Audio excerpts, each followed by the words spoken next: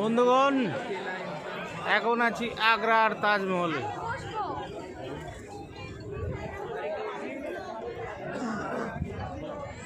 কয়েকশো বছর পুরনো এই ঐতিহাসিক স্মৃতি।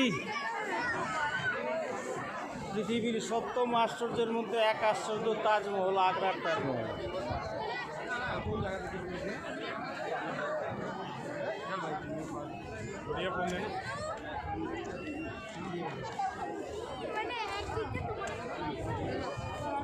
কত কত পর্যটক,